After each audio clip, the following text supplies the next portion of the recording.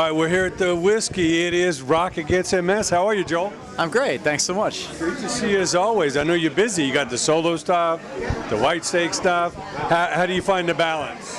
Well, I don't know. I just try and stay productive every day, man. You know, that's what it takes in today's music business, I think. That's it. You know, so many changes, and we're losing so many people to these diseases. Lost way too many people this year to cancer. You know, how do you keep your health and regiment together? Well, man, you know, I stopped partying a few years ago, a couple years ago, and that definitely helps. Yeah, so that, and I exercise daily, and my eating is a struggle for me because I just love food, you know, but obviously diet and exercise, man, it's the old thing, and try not to drink too much or do too many drugs. And well, everybody thinks the fantasy is it's just sex, drugs, and rock and roll. It's just all this liquor, but there's no way you can maintain health and travel and all that, you know? It was for me for a while. I mean, I had a lot of fun, especially when I joined Night Ranger and I started to, you know, get known a little bit more. It was fun for me. So I definitely wrapped my arms around the party and had a great time.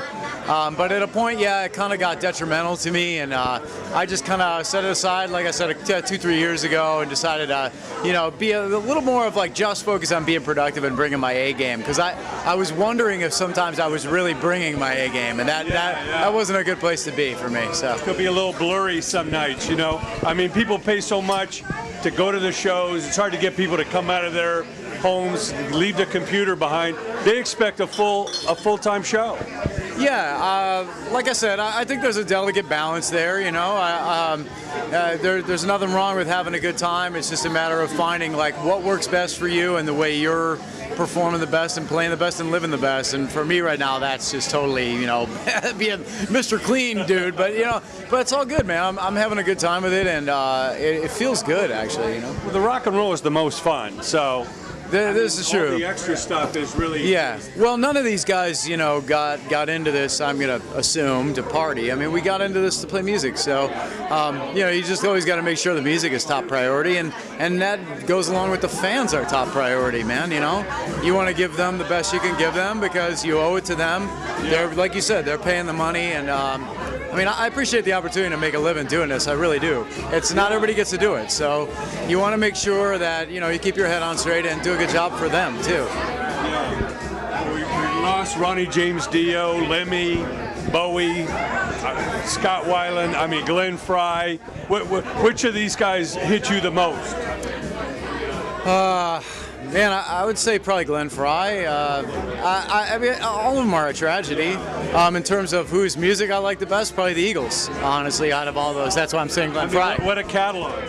What a catalog. I mean, it's usually in my, you know, when people ask for the top 10 list, I usually say the Eagles' greatest hits in there somewhere because it's just ridiculous how many amazing songs they had. And the level of musicianship in the Eagles is just stupid. So great. And great guitar playing, man, you know? Different, not as fiery as Whitesnake, but just great guitar playing all the way across the board. Glenn was kind of underrated, you know. He didn't really get the focal point as much, but for the songs and being the main lead singer, I mean, what a loss. Yeah. Well, yeah, he did all right for himself. I think, you know, we probably shouldn't waste any time feeling sorry for somebody who did way, way better than I have. So, but you know, man, I obviously it's a tragedy to lose all these guys. That's early detection. I know Ronnie James Dio, they said if he would have just got that checkup, they would have found it early and he would have saved his life.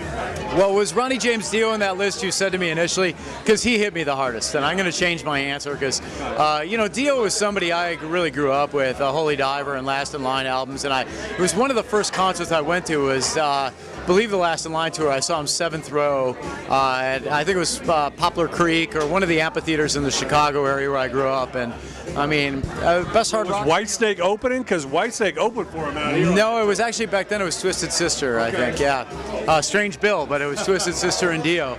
But Ronnie is obviously, you know, if not the best, one of the very best hard rock singers of all time. So yeah, and that new Last in Line album's incredible. I mean, losing Jimmy Bain and what Vivian Campbell's gone through to, you know, fight his cancer. I mean, it seems like it's rampant. Yeah, I mean, obviously, I got to spend some time with Vivian Whitesnake, shared the bill with them on our UK tour together, and he was really great to me. Him and Phil were both so nice to me. They let me sit by, where their stations were each night and watch what they do, and it's a great learning experience for a guy like me to watch Vivian go to work up there. And he actually got up and played Still of the Night with us, which was amazing. He hadn't played with David since whenever it was, 87, 88 that he was in the band. Right. So to have him get back up on stage with Whitesnake was really, it was an honor for me to share the stage with him. And Vinny Appice played on my album, so I mean, I got to know him really through that a bit, and a great, amazing player. Greatest drummers ever. Such character in his playing, man. They're the guy who's not afraid to. A couple days ago, the Dio Disciples did the Ride for Ronnie kickoff here. Yeah. Have you heard about that? But Everything just comes from the heart with his playing. He's, he doesn't play like a session guy. Yeah. He plays stuff that other guys wouldn't, because they'd be a little scared to do it. Rock and roll is not supposed to be perfect. A machine will never replace it. Yeah, exactly. So he's, got a wonderful feel and brought great character to my album, in my opinion. So. Sure. Yeah. And I know it's been a hell of an experience playing with Whitesnake. Tell us about the guy who David Coverdale is behind the scenes. I mean, he's been great to work with, man. I'm really pleasantly surprised. I didn't know what to expect. We knew each other a little bit going in, and but he's been really supportive of me. There's not many guys that have the sense of humor that David has on them, and then the next minute can tell you stories about working with Jimmy Page and Richie Blackmore. So you're going from laughing about a fart joke to listening to a serious rock and roll legend story.